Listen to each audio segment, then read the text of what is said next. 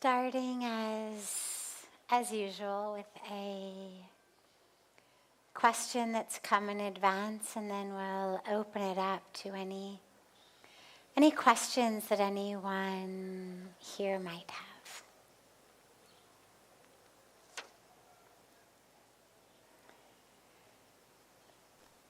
When one has such an open heart, how does one protect oneself, love oneself, and also maintain boundaries at the same time? How do we balance divine love with the human physical need and longing for a romantic partner when the ideal is to love without expectation and attachment?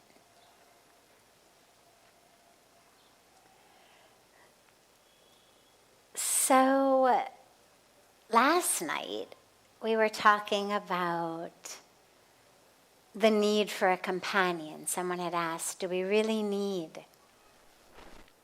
a companion in life? I've had bad experiences. Do we need one? And tonight we shift into a kind of expanded version of that, a deepening version of that, because I had spoken last night about, yes, you need connection, but ultimately the connection is with God. And even if you've got a companion, a spouse, a partner, nonetheless, that partner should bring about a connection with God. So tonight we go into the layer deeper of that, which is, if I've got that connection with God, or I'm working on that connection with God, if bhakti is a part of my path, a deep part of my path, how do I also bring in actual human relationship? Like, is it enough to just have bhakti? And if within bhakti, for the divine, there's also a sense of yearning for that connection with a human being, how do we deal with that? So we remember that ultimately, the highest, deepest goal of our life, purpose of our life, is experiencing oneness with God. Like, that's why we're here. Nobody is put on earth with the explicit duty of, you must fulfill this particular career. You must become a CEO of this, or a president of that, or the inventor of this, or the billionaire of that, or chairman over here. And similarly, we're not put onto this earth with a sense of, you must become the companion of this one, or the husband of this one, or the spouse of this one. These are all different aspects of ways in which we fulfill our karmic journey. They're all different threads in the tapestry of our karmic journey. But ultimately, the deepest, highest, truest reason we're here is to wake up into the truth of our own divinity. That two becomes one in the experience with the divine, the awareness that I am one with God. Now, where does relationship fall in with that? If I'm on that path, where does my relationships fall in, my marriage fall in?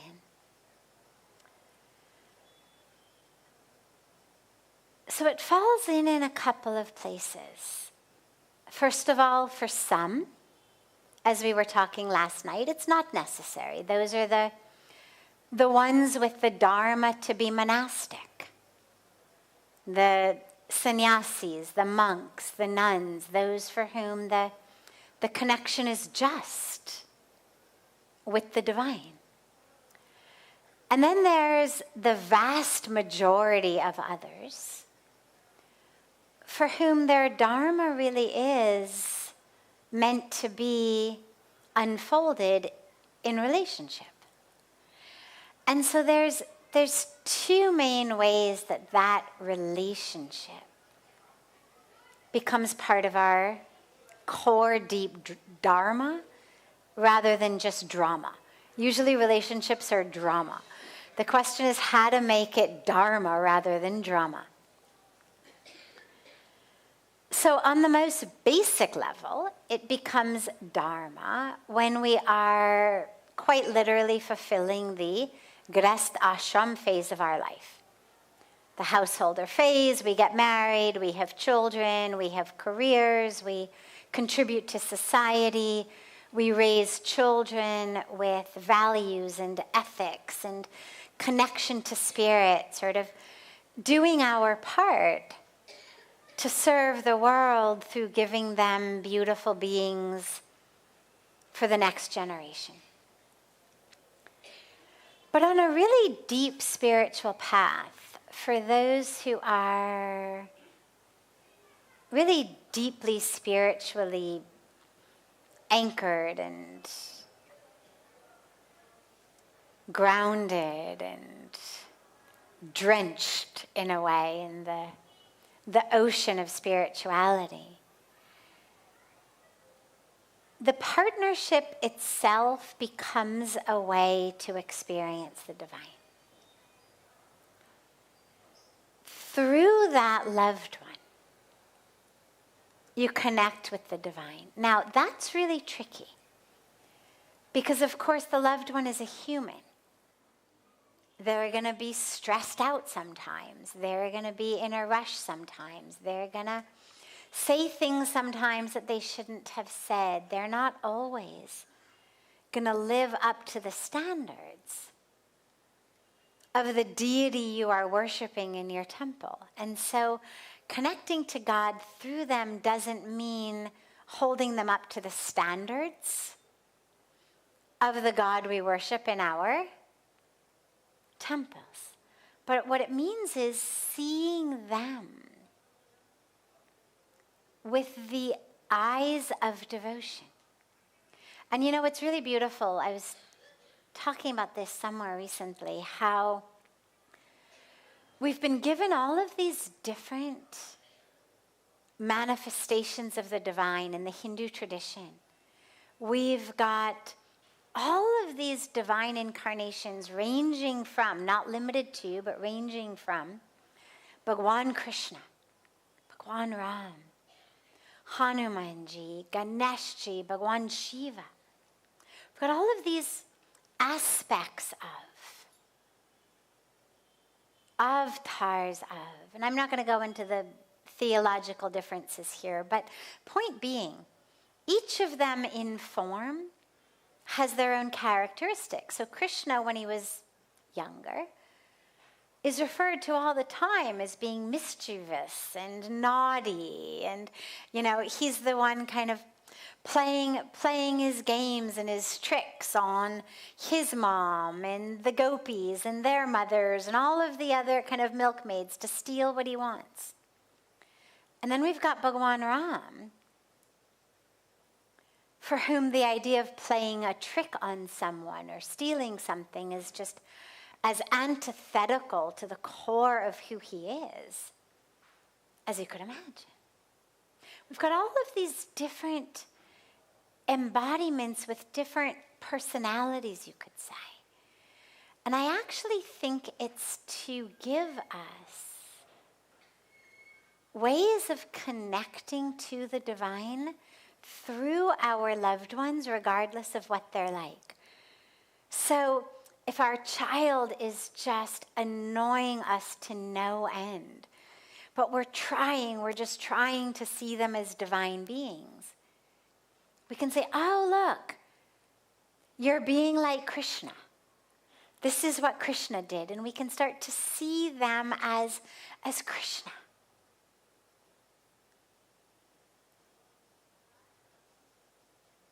If we've got a loved one who we may see as a little bit too kind of stuck in his ways of doing things or what he thinks is right, maybe we want to be a little bit more flexible, you could say. Adventurous, mischievous even, you could say. We have this epitome of Dharma in Bhagwan Ram. We could sort of assume, here I am married to Bhagwan Ram, he won't even waver an inch here or there from his path of righteousness.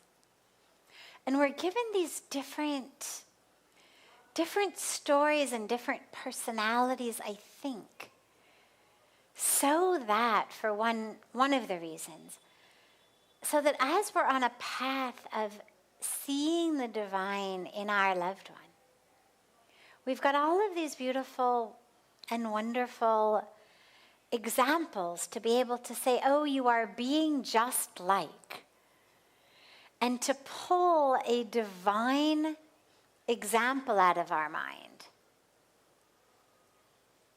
to help us remember that this being, whether it's a spouse, whether it's a child, is actually the divine.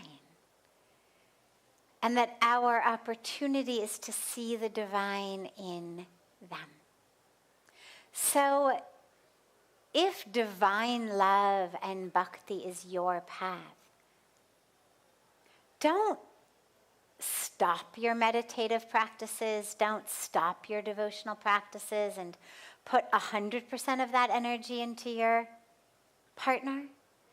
But allow your partnership to also be an aspect of your bhakti. It shouldn't be separate. It shouldn't be, here's my devotion over here, and then my marriage over here. You should be able to weave your partnership into your devotional practice and to see that loved one as an embodiment of the divine. Not that it means that everything that he or she does is perfect. And again, we've got these examples that we're given of when God gets naughty, right? When God plays tricks, when God is mischievous, when God is annoying to his parents. And to be able to just see the divine in the loved one like that. Wherever you look, in the partner and everywhere. I mean, that's ultimately the highest form of bhakti, is to actually see God in all. There's this beautiful poem by a very famous poet named Namdevji, and I have to learn the poem in Hindi because it works a lot better in Hindi than it does in English. But it's a beautiful poem about the poet is making chapatis. And this dog comes up and steals a chapati and runs away with it. And the poet essentially calls after it, "Oh God, you've appeared before me today in the form of this dog who has stolen my chapati and run away." And the poet runs after the dog with a bowl of ghee, saying, "Don't eat it dry, let me put some ghee on it. You've appeared in this beautiful form of a dog, at least for God's sakes, take the ghee on your chapati." And it's such a beautiful, beautiful poem and teaching of bhakti yoga, of real divine love. When you are in love with God, even a random dog comes up and steals your chapati. And where most of us would just yell or, curse the dog, or at most say, oh, and go back to our rolling of chapatis. The true devotee sees this was God who came and runs down the street following the dog with a bowl of ghee to make the chapati taste better. So it teaches us that when we're really on the path of bhakti, not only our romantic partner, our spouse, but every being we interact with becomes a reflection of that divine and another opportunity to be in love with God.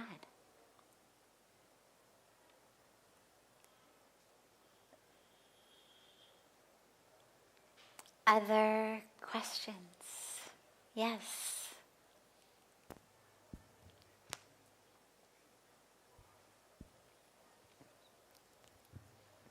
Thank you. The question of yesterday wasn't very clear because of my English, so I prefer to read. Sure, you can read it, no problem. For me, it is the very idea of God that I don't understand. Because in my opinion, God and religion have been created by men for men to achieve happiness, peace, answer question of which we have no answer, such as what will be after that. It seems easy to me to find the answer in a God. Also, it seems limiting to me to behave well just because there is a God or a reincarnation or a reward. It will be a beautiful thing, but I'm not able to believe it. As I said yesterday, I believe in universal energy. I also like spirituality and spiritual teaching, but it's hard for me to accept the idea of God. So how can I believe in... How can you believe in God? By the way, sorry, Yeah. It's our last day here, and so thank you for everything, for your teaching. Of course. Well, hopefully we can send you home with some ways of believing. So here's the first important part. As my guru Pujya Swamiji always says, don't worry if you don't believe in God. God believes in you. But you said, I believe in universal energy, and I believe in spirituality. Now, spirituality itself, the very definition of spirituality means pertaining to spirit, of spirit. Now, there's two aspects to us. There's that which is always changing, the physical aspect of who we are, both the matter and the energy, the particles and the waves. So everything ranging from my actual bones and muscles to the electricity that is coursing down the axons of my neurons, making my whole nervous system happen. It's energy and it's matter. But they're both part of what we would call the physical body. Constantly changing. Born, change, die. Okay. That is the, in short, pathway of what happens to the physical body. But then you've got an aspect that doesn't change. And that's what we call spirit. If you believe in universal energy, well, that universal energy is that which is unchanging, right? When you see a volcano erupt, for example, you see lava come up out of the ground. I was in Iceland this summer in August, and for the first time ever actually stood right over a volcano that was erupting, and it was one of the most powerful moments of my life to just see the earth literally open and spew her energy into the air. But it's clear when you see that what we're seeing is not what I would call an unchanging spirit. We see something that is part of nature. Things are like human beings. Things are born, they die. A tree sprouts, it grows, it gives fruit.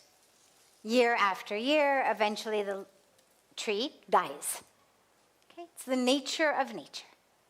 The volcano erupts, the lava pours out, eventually the lava hardens into lava rocks, eventually the volcano stops erupting. Change, constant change. When we talk about a universal energy, there is an understanding that what we're talking about is something that is much more eternal than simply a volcano erupting or a tree growing and then dying. What we're talking about is what we call spirit. It flows through you, it flows through me. You could chop off my arm, it would still flow through me. You could chop off my other arm, it would still flow through me. You could chop off my legs, it would still flow through me. You could chop off every bit of me and it wouldn't touch the spirit or the universal energy that was flowing through me. Right? You believe all of this, right? I'm using your words, okay? When you believe in that, this is what we mean by God. God doesn't necessarily mean some old man with a long white beard sitting somewhere off in heaven who is watching you and punishing you for your mistakes and rewarding you for your good deeds. You know, a lot of us, especially Western religious traditions, have this sense of kind of an old man, long white beard, a staff, somewhere watching us. Well, that's certainly one way of thinking about God. God is infinite. There's no reason God couldn't also be an old man with a long beard, because it's infinite energy. So there's infinite possibilities. But God isn't only that.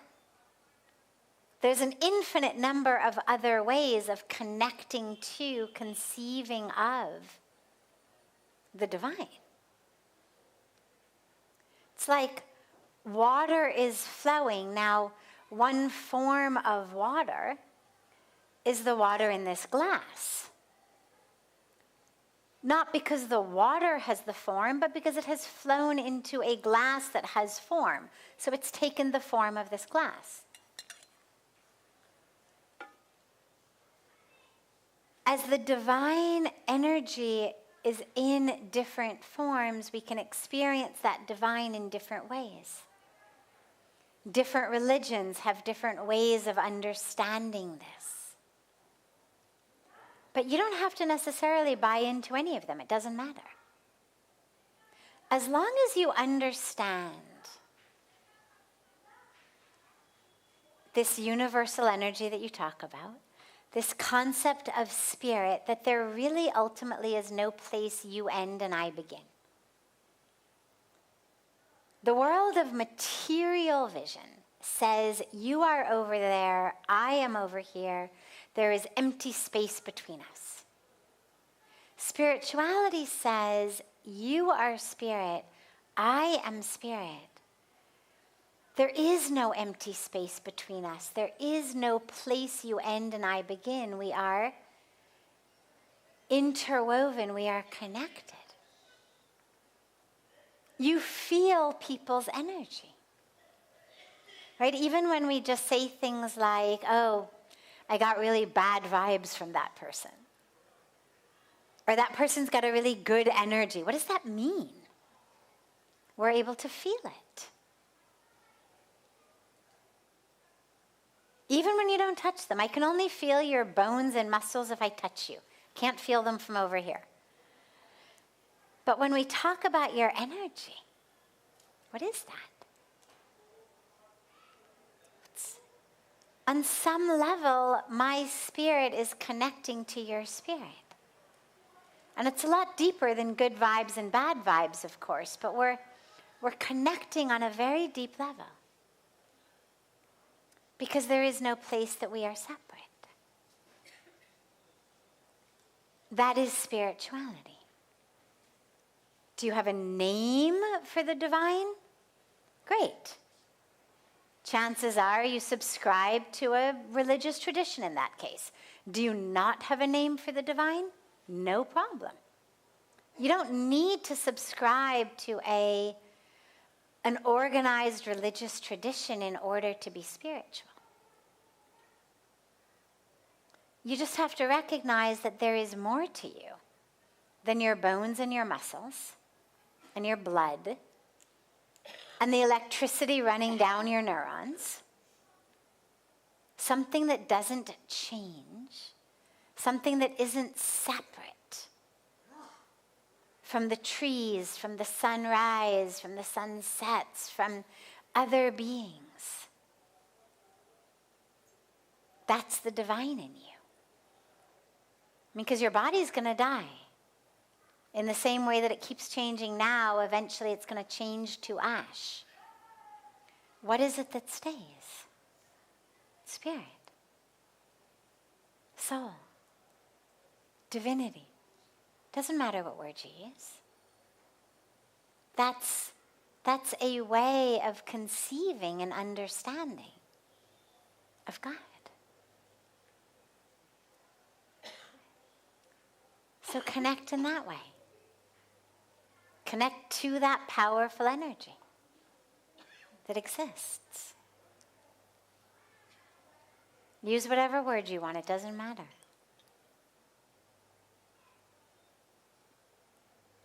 Just because religious traditions for thousands and thousands of years have operationalized God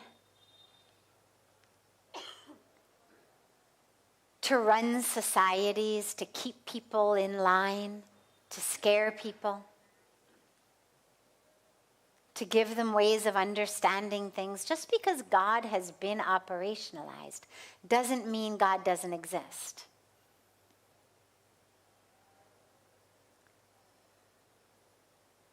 You may not buy into the way that organizations have operationalized God in religion.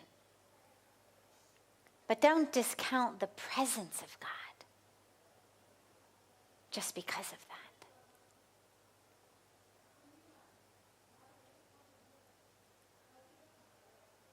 Beautiful. Yes.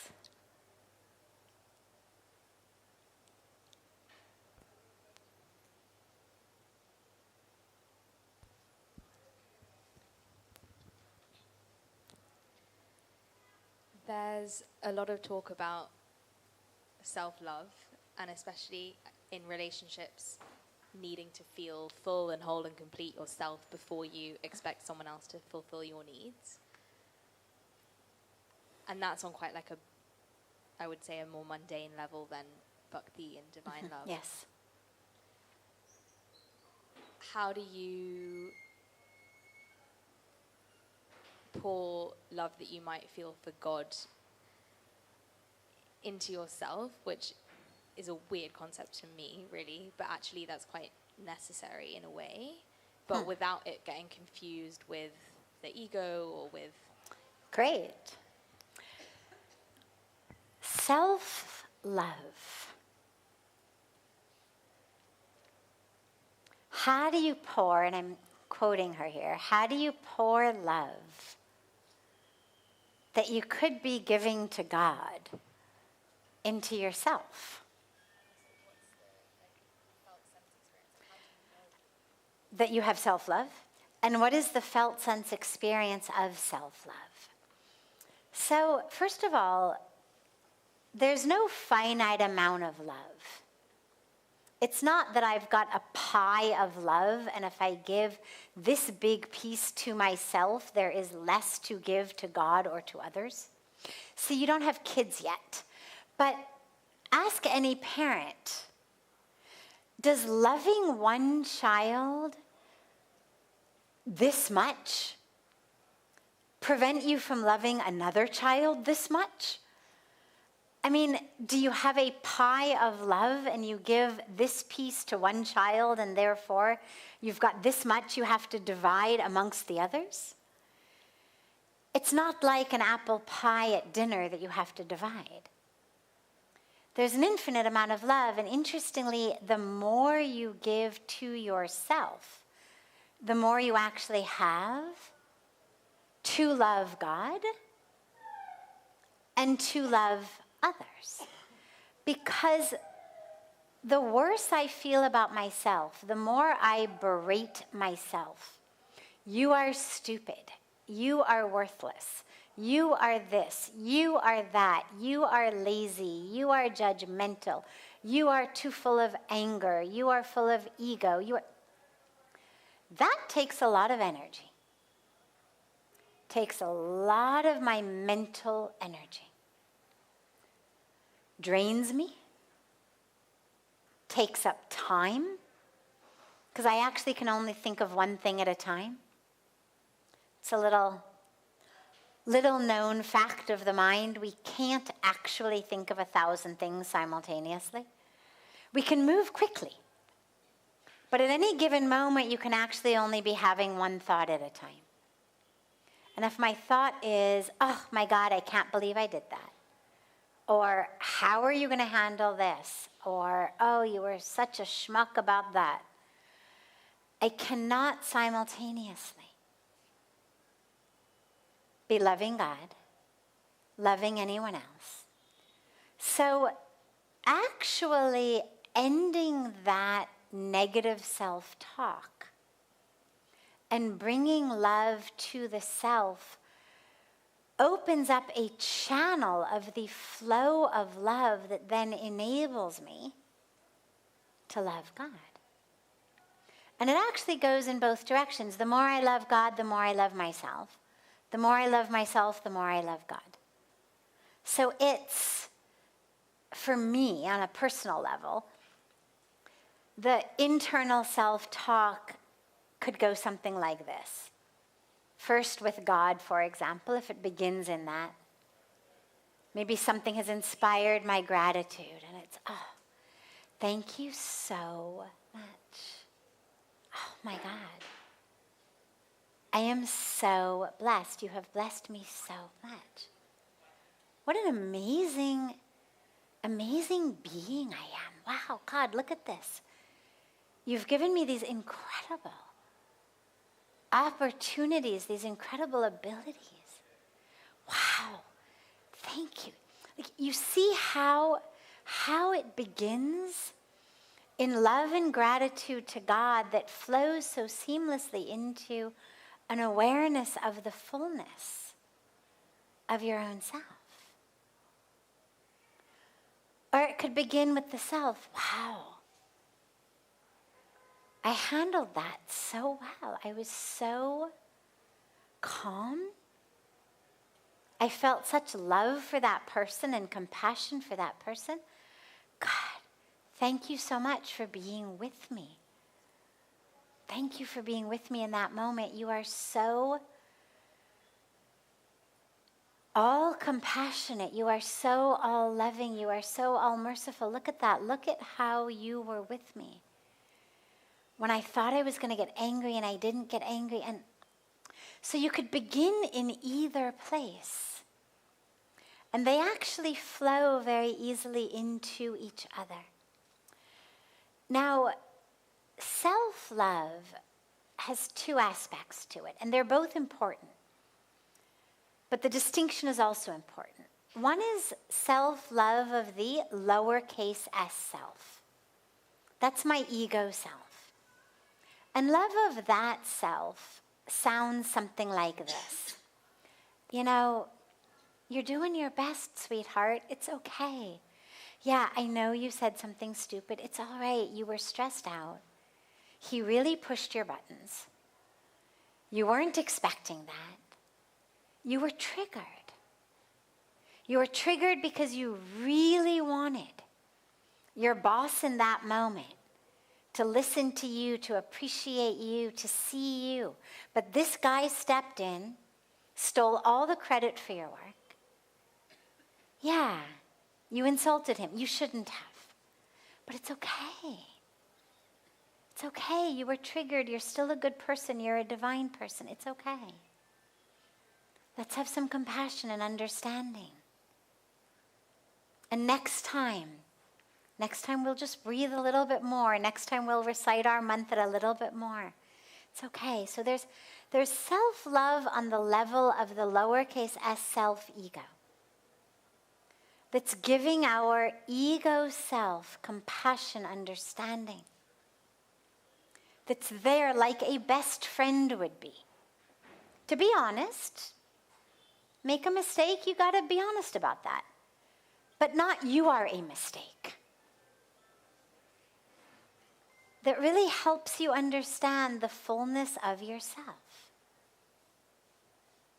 And then there is self-love, which is the capital S self. And that's love of the divine in you. And that's the place where, with bhakti, it flows so easily because you are not separate from God. If you really love God, then it's going to be, in the same way that Namdevji runs after the dog with a katordi of ghee, able to see God in the form of this dog, that you are also able to see God in yourself. Not only in the supreme Padam Atma aspect of you, but in your Jivatma and in the way that your Jivatma is here on earth, going through your karmic journey. And to have love and to have compassion for all of that and to honor that. To really honor all of that. So self-love feels like bhakti turned inward. And it's not instead of loving God. It's loving the presence of God in you. And they come together. And yeah, sometimes you have to act as if, because it's really hard to just jump into that. For some people it sounds really corny, like some people just cannot wrap their brains around getting into that even. For some it feels really selfish, it feels really egotistical. And you've got to just stay with it. And just start to really practice it.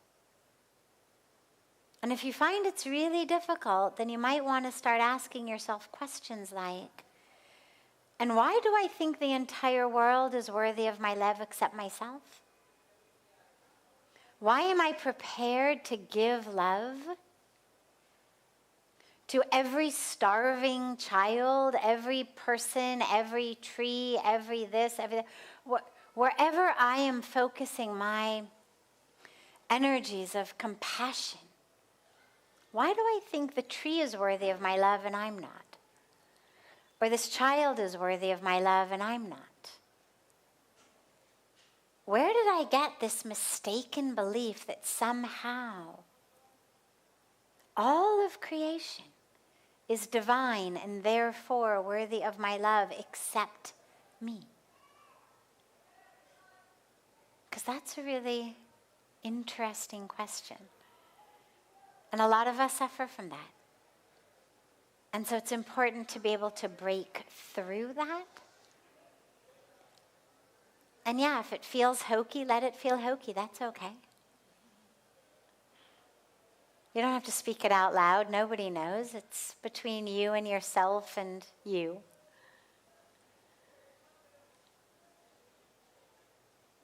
But start to let it blossom in you.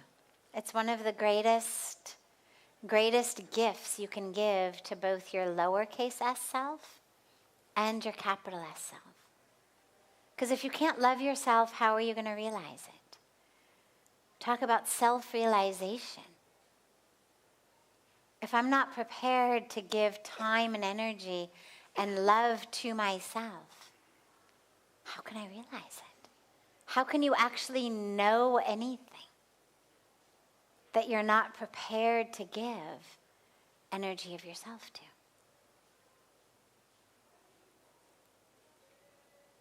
So we just start.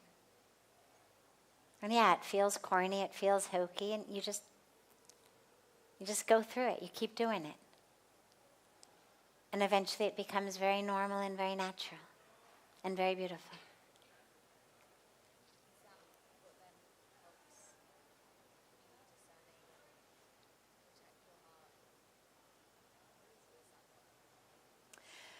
So she's asking, does that then help you create boundaries and discern in life? Well, sure, because if I love myself, I stop acting like a doormat.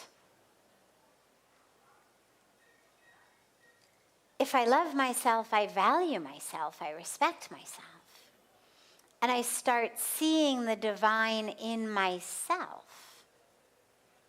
And so I recognize that there is a value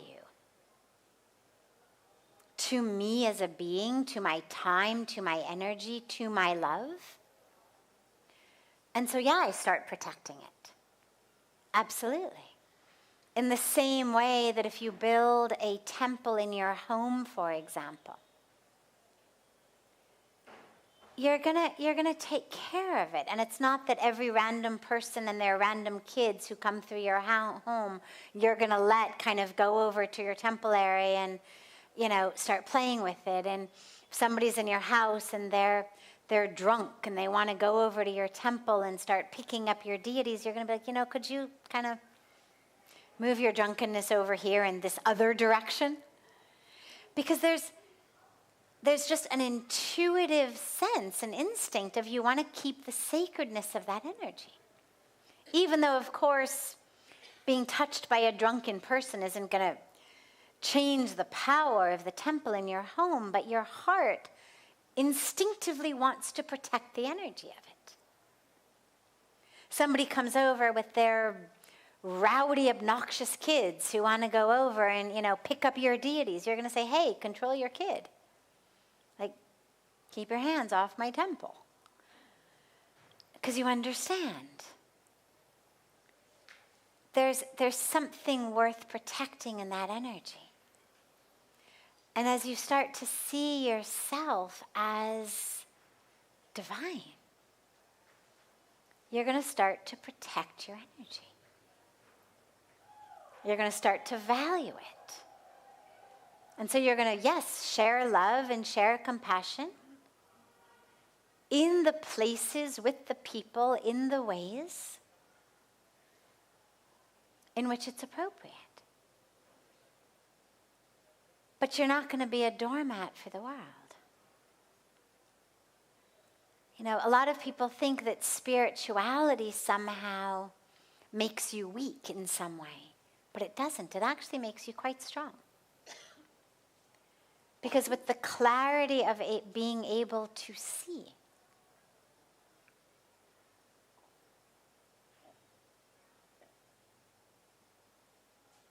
we move through the world with intelligence and wisdom and discrimination and care. So yeah, you become very, very able to discern and to bring up whatever energy is required at that moment. I'll conclude with one of my favorite stories. It's not just about boundaries. It's even a on a farther level. It's a story about Pujya Swamiji, who, as those of you who know him closely know, and even those of you who have just seen him in Aarti can sense, he has the most gentle, compassionate, like he's, even in a male body, his energy is divine mother much more than anything else. And many years ago, we were in Pittsburgh, in America, where back in the early 80s, he had built the world's first Hindu Jain temple. And there's a very large community there, and he loves the community. And so whenever he's in America, we spend some time there. And there's this beautiful woodsy area around the temple that he built. And we love to go and take walks there in the evening. And whoever happens to be sitting in satsang, in darshan at that time, will say, we're going for a walk, would you like to? Come. So one evening, one young woman came. Her father was there, he didn't want to come, but she came. She was maybe, I don't know, late teens, early 20s. So we're walking, the three of us, through kind of a woodsy park area. And you can hear in the distance this dog barking. But he was far. Maybe a good 200 feet. And he's got his owner and he's on a leash, but the dog is barking. And as we start to turn along a path that's actually walking away from where the dog was, the barks get louder and louder and louder. And I turn around and this dog has broken away from his owner and is charging at us really fast, barking really loudly, like this was a not happy situation about to happen. And we're in the middle of essentially the woods. And the owner is yelling at it, calling its name, running after it, but the dog is charging straight ahead right at us. As it gets closer, you can see its teeth. I mean, this dog was on the verge of attacking. So in a moment that not only shows what being really anchored and grounded in your own spiritual energy does, but also in a very interesting moment about roles. So remember, this woman was late teens, early 20s, fully grown, an adult woman. I was probably in my 30s at that point. And she and I instinctively grab each other and start to scream. Not a moment I'm particularly proud of, but it was just somehow this very traditional sort of female thing. We both went, ah! And as though somehow hugging each other was going to, stop the dog. Pujya Swamiji turns around and goes, huh, to the dog. One sound of such energy. And the dog goes, and I mean, the dog was like where this tripod is. It had gotten that close to us and was just on the verge of essentially leaping onto one of us to take a very large chunk out of one of our bodies. And just, and the dog goes, and just started to cower and kind of fell back down on its rear end. And it was the most, I've never seen him do anything like that since. I had never seen him do anything like that up until that moment. But the presence of that energy, that which is needed when it is needed, is right there. So he who gives to all the time, it's this energy of like just yes, yes, yes, yes, yes to whatever, whomever it may be. Well, suddenly there needs to be an energy of a very strong boundary, like you and I are separate. Boundary. There it is. in such a powerful way that the dog got it. So the more in tune we are with that energy of ourself, yeah, it absolutely helps us to discern and create boundaries, even to the level of stopping a charging dog in its tracks when you have the capacity to harness and channel it in that way. So yeah, it'll serve you well. Have a beautiful, beautiful, beautiful rest of your evenings, everyone.